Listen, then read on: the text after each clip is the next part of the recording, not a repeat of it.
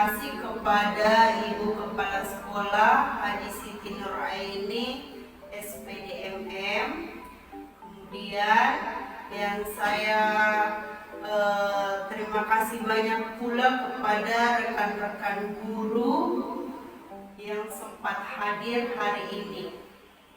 Izinkan saya mempresentasikan tugas saya tentang menyebarkan pemahaman dan penerapan pengalaman budaya positif.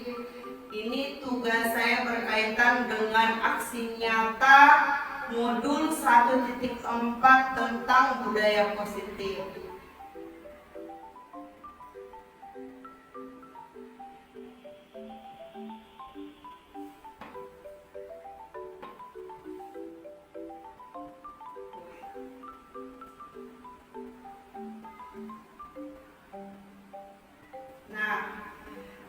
Di sini saya sebagai calon guru penggerak angkatan ke-8 Kabupaten Jeneponto, Provinsi Sulawesi Selatan. Nah, di sini fasilitator saya Ibu Hasnawati berasal dari Sulawesi Tenggara. Kemudian adapun pengajar praktik saya Pak Dahlan. Beliau adalah salah satu kepala sekolah SMA di Jeneponto. Dan yang terakhir, Ibu Kepala Sekolah saya, Ibu Haja Siti Nuraini.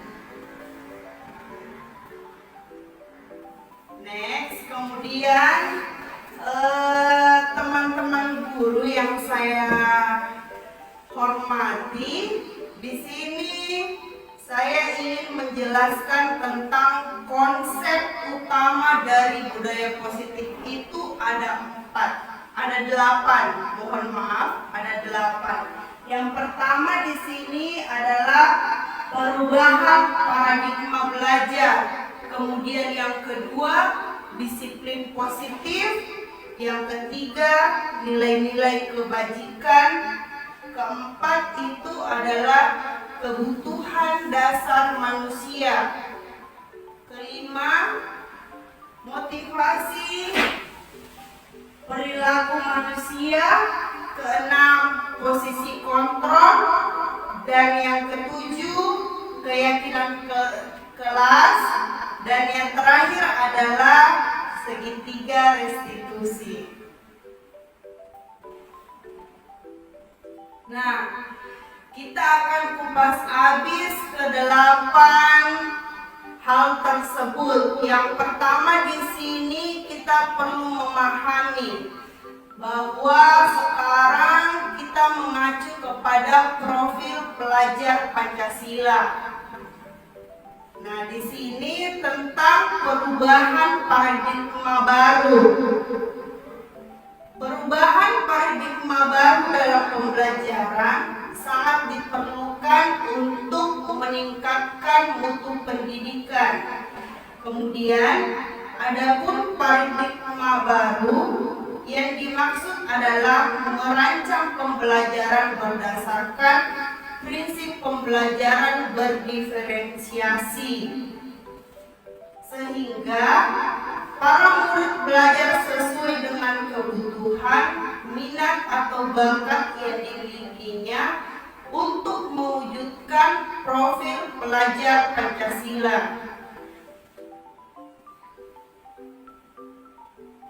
Nah, di sini yang sering terjadi miskonsepsi teori kontrol dari perubahan paradigma teori kontrol oleh Dr. William Glasser. Nah, di sini yang pertama dikatakan miskonsepsinya bahwa yang pertama, ilusi guru yang mengontrol murid. Terus yang kedua, ilusinya adalah bahwa kritik dan membuat orang bersalah dapat menguatkan karakter murid tersebut. Kemudian yang ketiga, miskonsepsinya adalah ilusi bahwa semua penguatan positif, efektif, dan bermanfaat. Dan yang terakhir adalah ilusi bahwa orang dewasa memiliki hak memaksa, padahal hal tersebut tidak terjadi. Kentara, Bapak Ibu, kelihatan dulu. Jadi, ya, oke. Di sini stimulus responnya mengubah paradigma stimulus respon ke pendekatan teori kontrol. Di sini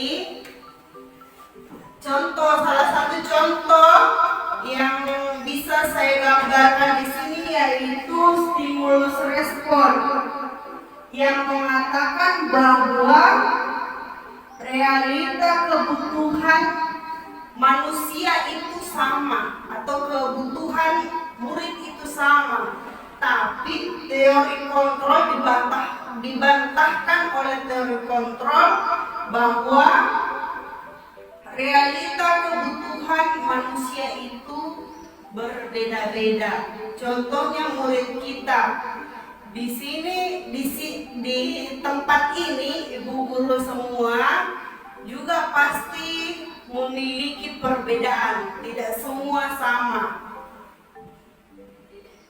Mungkin saya lanjut. Disiplin positif.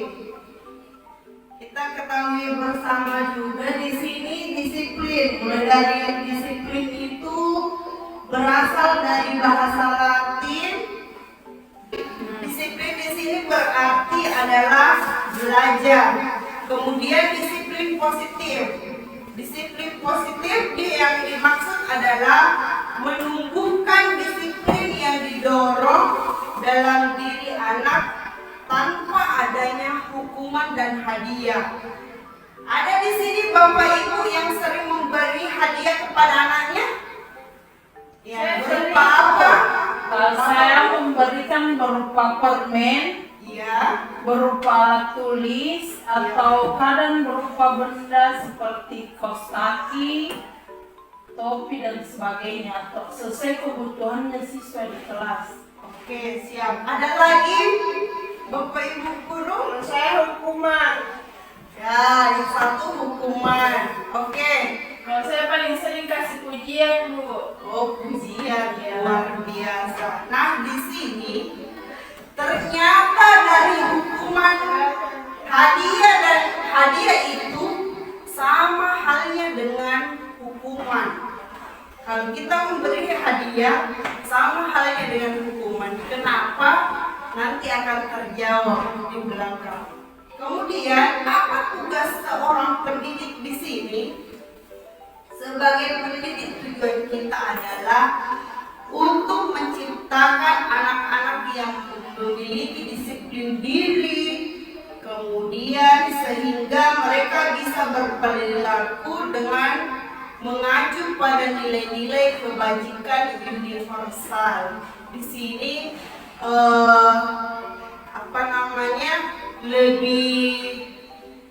lebih luas seperti itu. Sebentar akan dijelaskan. Nah, di sini dari pendidik juga menumbuhkan. Maksudnya di sini kan tadi ada ibu guru yang memiliki memberikan anaknya berupa hadiah. Nah, itu termasuk motivasi ekstrinsik. Harus dari dalam dirinya dulu anak-anak yang kita tanamkan. Itu disebut dengan motivasi intrinsik. Nah, di sini nilai-nilai kebajikan. Apa itu nilai-nilai kebajikan? Sama dengan sifat-sifat positif dari manusia yang merupakan tujuan mulia yang ingin dicapai setiap individu. Contohnya di sini nilai kebajikan Ada dua saja yang saya gambarkan di atas, yaitu yang pertama adalah profil pelajar Pancasila. Ada yang tahu Ibu Guru ada berapa dimensi profil pelajar Pancasila? 6, Bu. 6. Apa saja yang pertama? Beriman dan bertakwa pada Tuhan Yang Maha Esa. Ya, yang kedua? Kebinekaan global. Gotong royong. Ya, apa lagi? Kreatif, benar kritis. Oke, good job. Jadi ada 6. Nah, kemudian itu termasuk nilai-nilai, contoh nilai-nilai kebajikan. Kemudian yang kedua adalah keterampilan hidup atau life skill. Di sini nilai-nilai kebajikannya setiap manusia atau murid itu bisa kita tanamkan dengan ketika murid dapat dipercaya. Kemudian yang kedua, pendengar yang aktif itu juga termasuk nilai-nilai kebajikan. Kemudian lurus hatinya, tidak merendahkan orang lain, apalagi membuli sesama teman. Kita pun sebagai seorang guru terkadang tidak sengaja untuk membuli teman kita.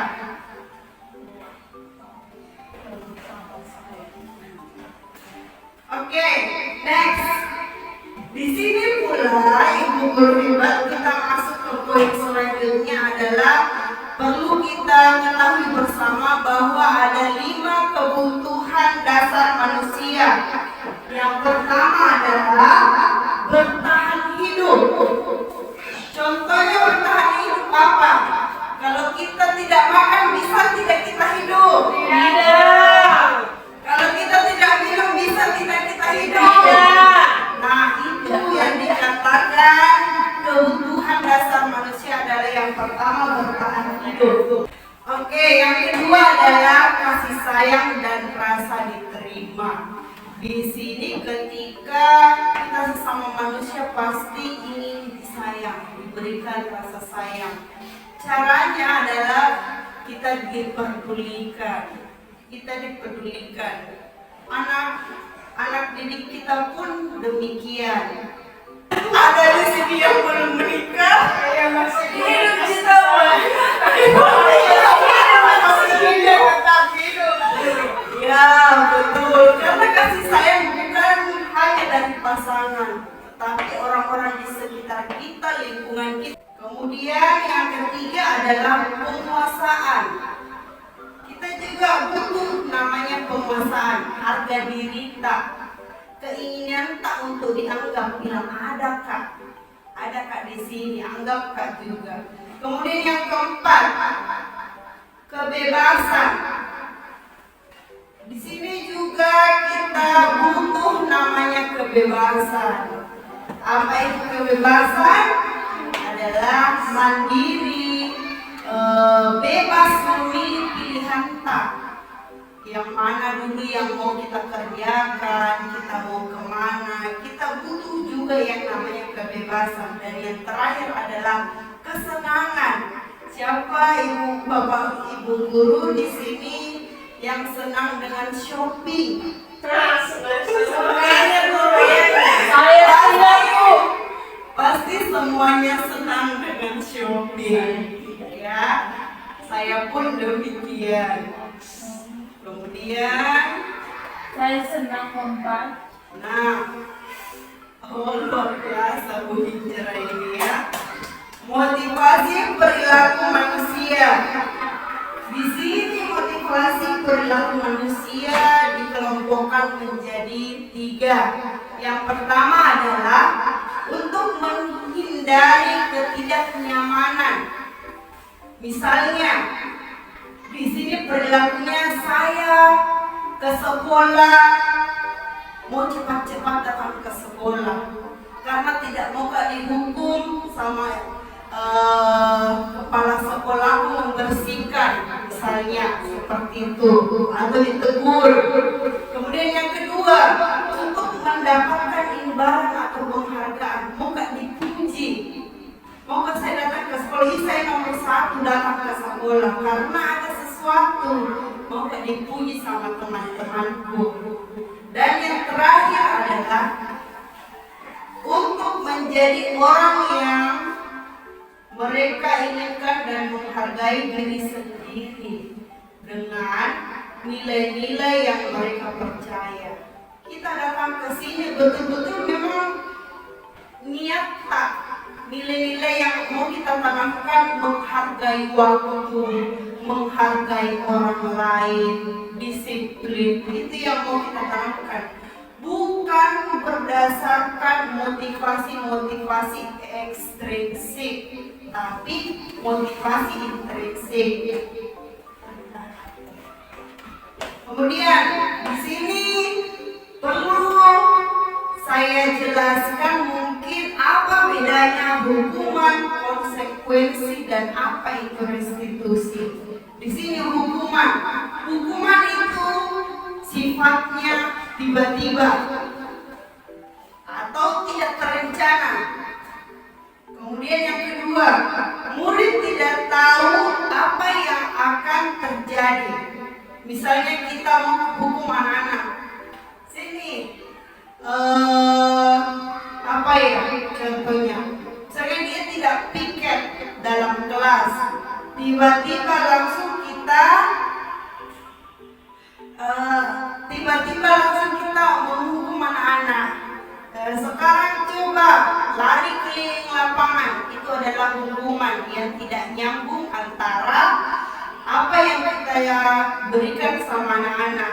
Kemudian di sini hukuman itu bisa berupa fisik dan psikis. Kemudian yang kedua adalah konsekuensi. Kalau konsekuensi terencana, ada deal tak antara murid dengan guru. Kemudian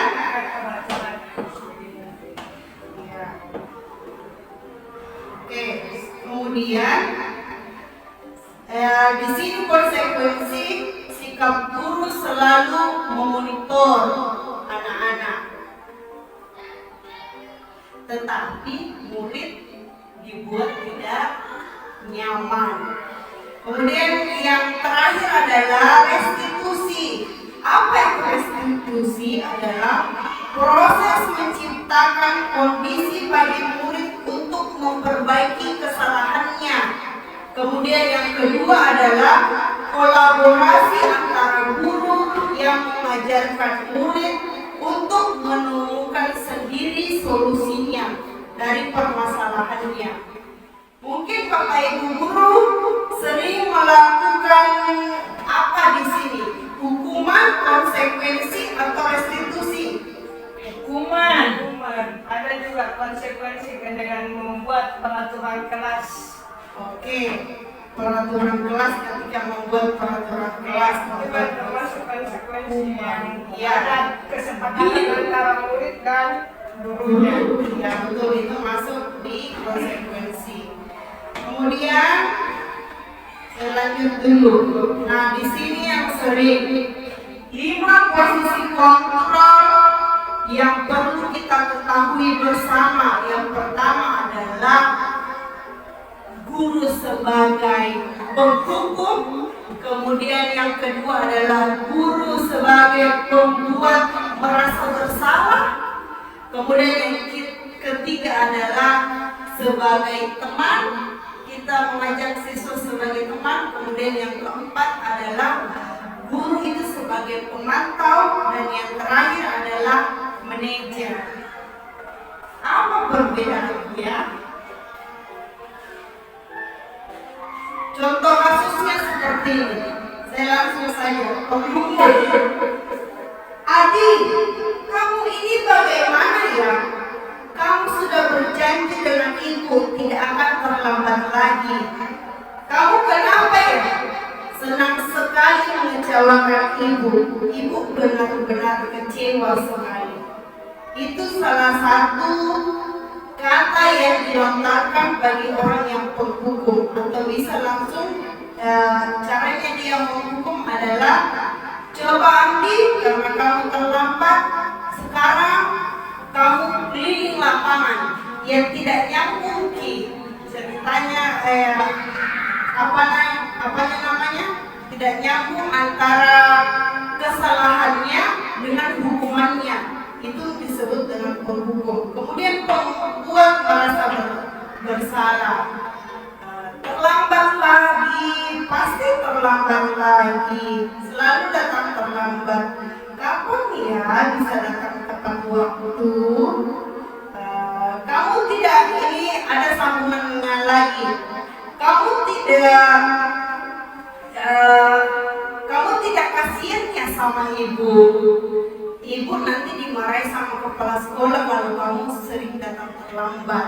Itu salah satunya membuat rasa bersalah. Oh, jadi saya mengecewakan guruku, misalnya begitu. Kalau teman ada kata-kata persuasifnya, ajakan, ayo nak.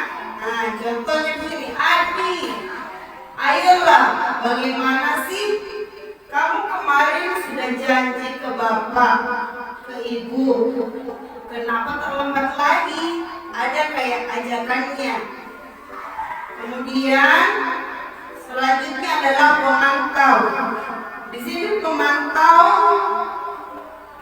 kata-katanya, misalnya, kamu terlambat 15 menit. Apakah kamu sudah mengerti konsekuensi yang harus dilakukan bila terlambat? Ini pemantau. Kayak konsekuensi, kalau konsekuensi itu kayak masuk dengan pemantaunya. Kemudian yang terakhir, manajer. Nah inilah posisi kontrol yang diharapkan Bapak Ibu guru laksanakan di sekolahnya, di sekolah kita, yaitu jadi kamu terlambat, kira-kira bagaimana kamu akan memperbaiki masalahmu. Kita bertanya kepada siswa bagaimana caranya dia agar bisa terlambat, ditanyakan dulu apa penyebabnya anak itu terlambat. Kemudian dia sendiri yang mencari solusinya. Kira-kira untuk tidak terlambat bagaimana caranya? Itulah sikap manajer. Nah, selanjutnya keyakinan kelas. Apa bedanya ya peraturan kelas dan keyakinan kelas? Yang diharapkan di sini adalah keyakinan kelas, bukan peraturan kelas. Apa bedanya? Yang pertama, keyakinan kelas di sini adalah bersifat lebih abstrak dari peraturan kelas. Kalau peraturan kelas lebih rinci, buang sampah pada tempatnya. Untuk apa orang buang sampah pada tempatnya? Nah, apa nilai kebajikannya kira-kira kalau kita buang sampah? Kebersihan, itu intinya. Kalau keyakinan kelas singkat, padat, dan jelas. Untuk kebersihan, seperti itu. Kemudian yang kedua, berupa pernyataan yang universal. Ketiga, pernyataannya dalam bentuk positif, tidak boleh sama sekali di dalam keyakinan kelas itu kita menggunakan kata-kata dilarang. Dilarang itu tidak boleh, ya Bapak Ibu guru. Kemudian kata-katanya pada keyakinan kelas itu sedikit, tapi mudah diingat, supaya mudah diingat dan dipahami. Kemudian keyakinan kelas kita itu harus sesuai dengan kondisi kelas kita atau sesuai dengan kondisi sekolah kita. Kemudian semua warga kelas hendaknya ikut berkontribusi dalam pembuatan keyakinan kelas, yaitu pasti kalau membuat keyakinan kelas kita meminta pendapat peserta didik, meminta pendapat dari murid tersebut. Kemudian yang terakhir adalah bersedia meninjau kembali keyakinan kelas dari waktu ke waktu. Apakah keyakinan kelasnya perlu ditambah ataukah dikurangi? Oke, next. Segitiga restitusi. Apa sih segitiga restitusi itu? Segitiga restitusi itu adalah suatu proses dialog yang dijalankan oleh guru agar dapat menghasilkan murid yang mandiri dan bertanggung jawab. Dalam segitiga restitusi ada 3 tahapan. Mungkin tertara ya Bapak Ibu. Yang pertama adalah menstabilkan identitas. Tahap segitiga restitusi adalah menstabilkan identitas. Kemudian yang kedua adalah validasi tindakan yang salah. Dan yang terakhir adalah kita harus menanyakan keyakinan murid tersebut. Bagaimana contohnya? Nah, di sini contohnya. Berdasarkan misalnya yang pertama, tahapannya yaitu menstabilkan identitas. Berdasarkan prinsip membuat kesalahan adalah bagian dari proses pembelajaran. Contohnya, misalnya ada anak-anak. Misalnya Ibu Hijrah di sini terlambat datang ke sekolah. Kemudian saya panggil, Bu Hijrah sini. Kemudian dikatakannya contohnya di sini, kata pembukanya adalah, nah, tidak ada manusia yang sempurna. Tidak ada manusia yang tidak pernah melakukan kesalahan. Ya, itu kata-katanya awal-awalnya. Pernah tidak Ibu Bapak Guru lakukan? Tidak, sudah pernah. Semoga ke depan bisa diterapkan. Ya, amin ya Allah. Semoga bisa diterapkan. Kemudian yang kedua, validasi tindakan yang salah. Validasi tindakan yang salah di sini adalah contohnya kita menanyakan kepada anak itu apa alasannya, kenapa dia melakukan hal tersebut, kenapa dia melakukan hal tersebut. Kemudian yang terakhir adalah menanyakan keyakinan kelas, menanyakan keyakinannya, apakah perbuatan tai ini nak sudah sesuai dengan keyakinan kelas kita. Seperti itu. Jadi kalau dia mengaku bilang ini belum Bu, tidak sesuai dengan keyakinan kelas, apa yang harus dilakukan? Kemudian kalau setelah anak mengakui kesalahannya, kita menanyakan, kamu ingin menjadi anak yang seperti apa untuk kedepannya? Seperti itu ya, Bapak Ibu Guru. Nah, sekarang mungkin budaya positif yang pernah saya lakukan ini salah satu contohnya. Boleh Bapak Ibu Guru memperhatikannya. Nah, silakan Mas.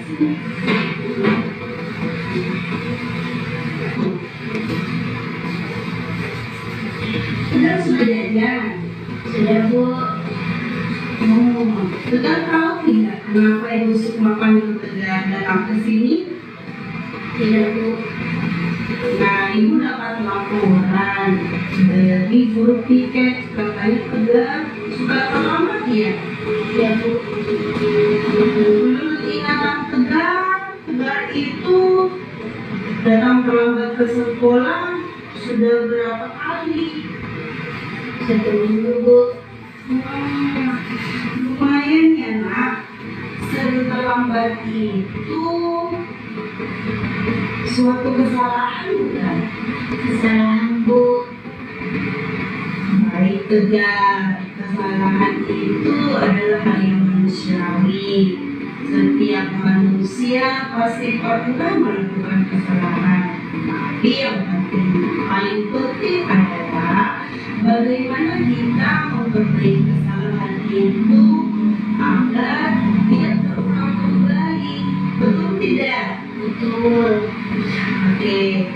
Tegar sering datang terlambat itu pasti mempunyai alasan.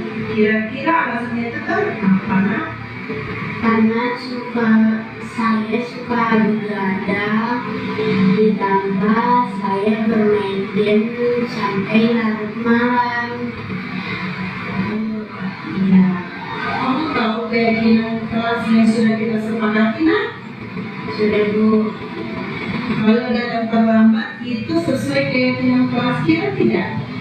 Tidak Bu. Menurut kamu keyakinan kelas apa yang kamu lakukan nak? Disiplin Bu. Menurutmu penting tidak itu disiplin? Penting Bu, karena membuat saya datang ke sekolah tepat waktu dan bisa menghargai waktu. Baik Tegar.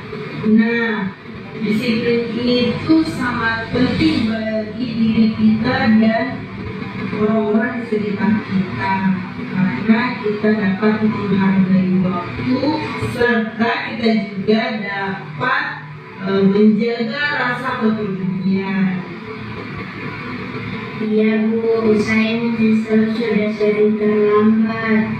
Saya mohon maaf sudah sering terlambat. Baik Tegar, kamu sudah menemukan solusinya. Di samping itu, Ibu Sukma akan berkomunikasi dengan orang tuamu agar kamu tidak datang terlambat lagi ke sekolah. Paham Tegar? Iya Bu. Sekarang Tegar boleh kembali ke kelasnya ya. Iya Bu. Boleh Bu. Terima kasih Bu. Ya, sama-sama nak.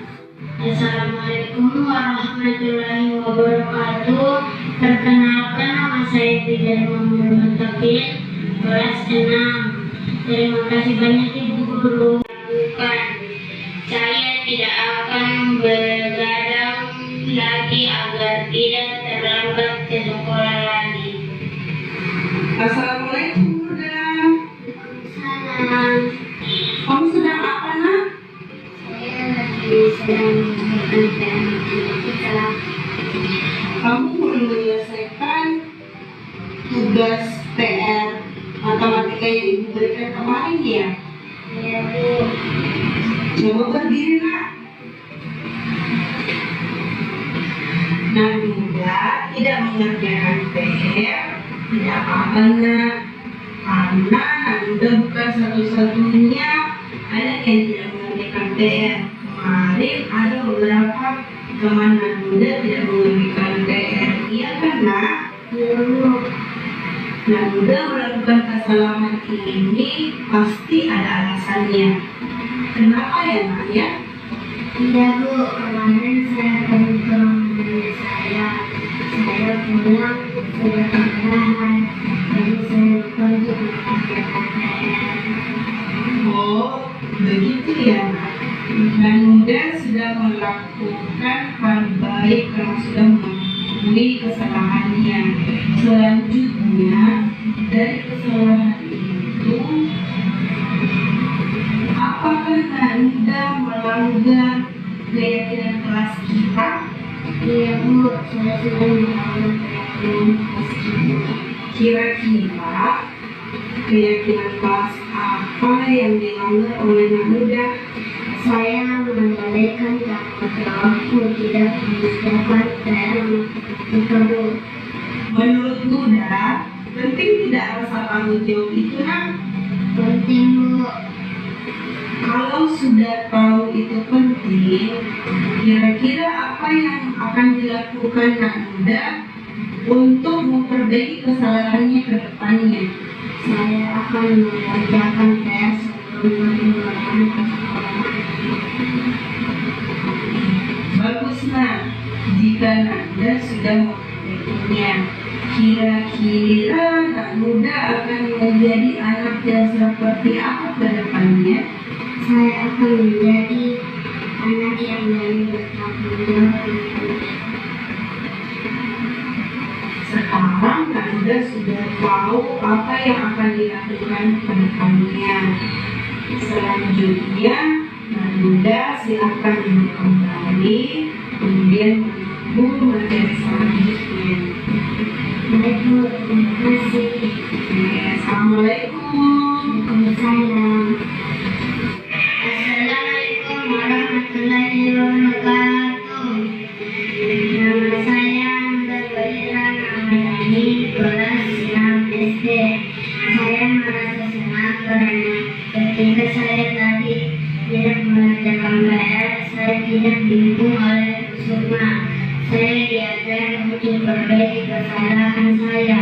Terima kasih Kusuma. Assalamualaikum warahmatullahi wabarakatuh. Oke, itulah salah satu contohnya ya. Itu salah satu contoh budaya positif yang bisa kita terapkan di lingkungan sekolah kita. Mungkin cukup dari saya. Wabillahi taufiq wal hidayah. Wassalamualaikum warahmatullahi wabarakatuh. Waalaikumsalam warahmatullahi wabarakatuh. Nah, setelah presentase, mungkin Bapak Ibu guru masih ada yang perlu diperjelas atau dipertanyakan. Boleh saya persilakan langsung.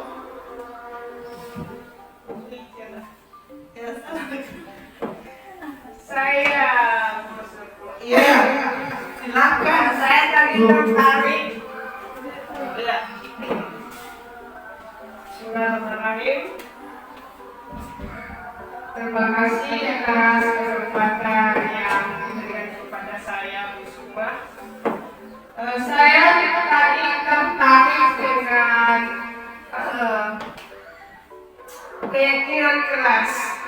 Nah, yang menjadi pertanyaan saya di sini, Bu, dalam membuat keyakinan keras itu sendiri, apakah jumlahnya dikasih minimal atau maksimal, atau memang tergantung warga kelas yang ada di kelas itu sendiri? Kemudian apakah keyakinan keras ini bersifat wajib atau tidak? Terima kasih. Iya.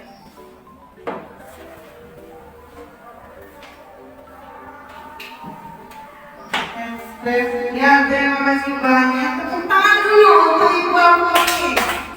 Luar biasa. Ya, di sini pertanyaan pertamanya tentang keyakinan kelas. Keyakinan kelas itu apakah ditentukan minimalnya ya? Yang minimal atau maksimal. Di sini tidak ditentukan. Boleh sebanyak apapun dan boleh seminimal apapun, tetapi bisa mencakup keseluruhan dari kelas kita, kondisi kelas kita, karena kondisi kelasnya saya belum tentu sama dengan kondisinya kelasnya konflik. Kemudian yang kedua, wajibkah? Ini adalah salah satu metode untuk mengganti dari peraturan kelas menjadi keyakinan kelas. Jadi kalau bisa kita terapkan untuk di kelas kita tahun ajaran baru ini. Seperti itu. Kalau wajib, sebenarnya diwajibkan, tapi untuk guru-guru yang lain belum tentu ada yang tahu. Jadi untuk hari ini makanya kami disuruh untuk mengimbaskan informasi ini. Semoga dengan adanya informasi ini Bapak Ibu guru bisa menerapkannya di kelas, terutama dalam keyakinan kelas dan segitiga restitusi. Itu sangat penting sekali kita terapkan. Mungkin sekian dari saya. Mungkin ada pertanyaan lagi? Ya silahkan Ibu Hijrah. Oke, Assalamualaikum warahmatullahi wabarakatuh. Terima kasih atas kesempatannya saya Ibu Hijrah terkait penjelasan Ibu Sukma yang tadi. Di sini ada yang saya ingin penjelasannya lebih ya supaya lebih mengerti terkait pemberian reward ya atau hadiah. Tadi kan disampaikan kalau saya memberikan hadiah berupa barang kepada peserta didik itu dikatakan kurang bagus ya atau kurang elok. Pertanyaan saya di sini maksudnya saya ingin masukkannya bagaimana caranya saya bisa mengapresiasi atau memberikan reward kepada peserta didik yang telah melakukan sesuatu yang baik atau misalnya dalam pembelajaran mencapai target. Apa yang saya lakukan, bagaimana saya memberikan apresiasi atau reward kalau misalnya tidak bisa dalam bentuk barang, dalam bentuk apa dan sebagainya seperti itu. Oke. Ya, terima kasih banyak kepada Ibu Hijrah atas pertanyaan yang diberikan. Dikatakan di sini adalah bagaimana caranya kita mengapresiasi murid tanpa adanya hukuman, tanpa adanya hadiah, seperti itu ya. Nah, di sini perlu kita jelaskan bahwa untuk memberikan apresiasi itu bisa berupa pujian kepada anak-anak. Kemudian tepuk tangan juga boleh Bu Hijrah, tetapi kita tidak diizinkan kalau kita memberikan hadiah itu sama dengan hukuman. Itu yang kita garis bawahi bersama Bapak Ibu guru ya. Iya, oke. Ya, oke. Mungkin Jadi anak-anak termotivasi demi mendapatkan hadiah itu mungkin seperti itu. yang jelasnya itu anak-anak bisa belajar tanpa diiling-ilingi namanya hadiah. Seperti itu. Tanpa adanya tapi terdorong dari dalam dirinya sendiri. Seperti itu. Oke, silakan Bu Hijrah. Begini Bu, terima kasih atas penjelasannya ya. Tapi pertanyaan saya, bagaimana konsepnya reward yang saya berikan disamakan dengan punishment atau hukuman? Ya, Bagaimana terkait kenapa bisa seperti itu? apa toleransinya? Di sini, kenapa saya mengatakan hukuman itu sama dengan hadiah? Karena dia termasuk motivasi ekstrinsik. Motivasinya itu dari luar, bukan dari dirinya sendiri. Tapi diiling-ilingi sesuatu itu sama aja dengan kalau kita mau hukum anak-anak karena anak-anak itu takut datang terlambat karena takut dihukum, dikasih berdiri di depan tiang bendera misalnya dan segala macam. Sama di halnya kalau bilang Oke nak, siapa yang paling bersih? Ataukah misalnya siapa yang dapat 100, hari ini ibu mempunyai gula-gula. Nah itu sama dengan hukuman.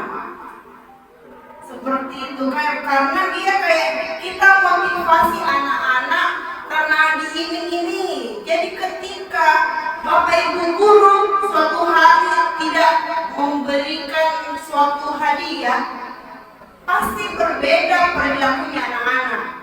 Pertama, kemudian yang kedua adalah misalnya ibu hijrah saja yang menerapkan hal tersebut, tetapi masuk guru subjek yang lain tidak menerapkan hal tersebut. Apa yang terjadi? Guru tersebut mendapatkan perlakuan yang berbeda dari murid. Apa perlakuannya? Tanda kutip ya, misalnya tidak dihargai. Tidak dihargai, guru itu tidak dihargai. Selalu membandingkan ibu hijrah sama guru lain. Jadi di sini kita mau tanamkan adalah motivasi intrinsik dari anak-anak yang betul-betul dari dalam hatinya dia bergerak ingin cepat datang ke sekolah karena memang betul-betul saya harus datang ke sekolah ini, disiplin ini salah satu cara saya untuk menghargai waktu seperti itu. Bukan karena saya takut dihukum, saya takut sama ibu guru. Kemudian kalau saya cepat datang, saya dapat gula-gula dari ibu guru dan segala macam. Mungkin begitu Bu Hijrah ya. Ya, terima kasih Bu. Ya terima kasih banyak. Ya mungkin cukup ya. Bapak Ibu, terima kasih banyak untuk waktunya hari ini. Saya tutup kembali. Wabillahi taufiq wal hidayah. Wassalamualaikum warahmatullahi wabarakatuh. Waalaikumsalam warahmatullahi wabarakatuh.